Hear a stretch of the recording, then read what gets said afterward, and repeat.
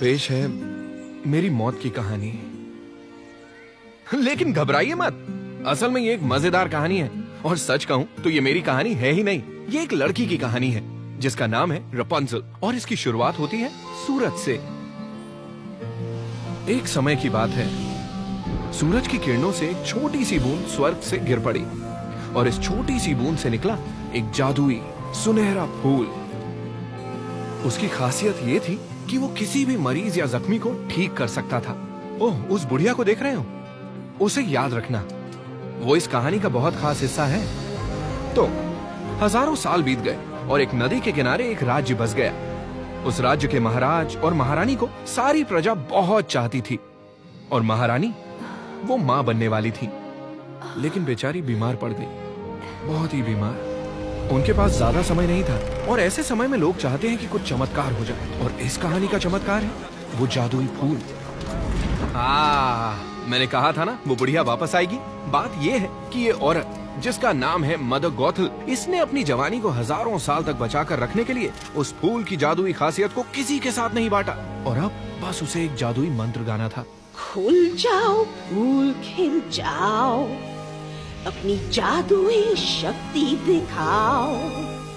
बीत गए जो पल उन्हें वापस ले आओ, वापस ले आओ। समझ गए ना? फूल को मंत्र सुनाती और जवान हो जाती। डर लगा?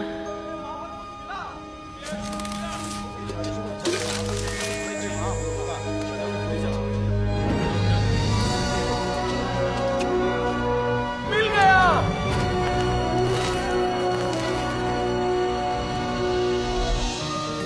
उस सुनहरे फूल के जादू ने महारानी को ठीक कर दिया और जन्मी एक सुंदर सी बेटी, एक राजकुमारी जिसके रेशमी सुनहरे बाल थे।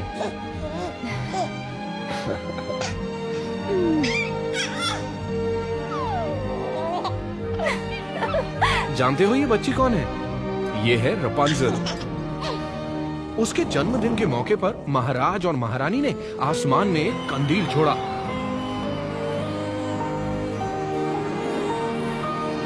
और उस पल तक सब कुछ एकदम सही था,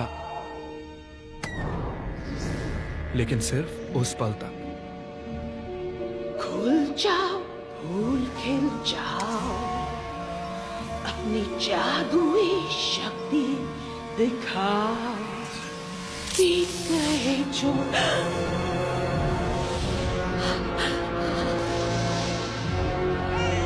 गॉथल महल में घुस आई, बच्ची को चुराकर निकल पड़ी और गायब।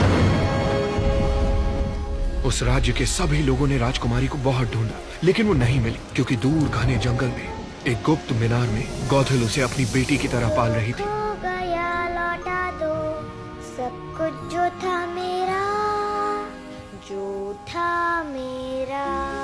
गॉथल को एक नया जादुई फूल मिल गया था, जिसे इस बार हर हाल में उसे दुनिया से छिपा कर रखना था। मैं बाहर क्यों नहीं जा सकती? बाहर की दुनिया बहुत ही खतरनाक है, जहाँ लोग सिर्फ अपने ही बारे में सोचते हैं। तुम यहीं रहोगी जहाँ तुम्हें कोई खतरा नहीं, समझी मेरी नन्ही कली? हाँ माँ। लेकिन उस मीनार की दीवारें सब कुछ नहीं छिपा सकती थी।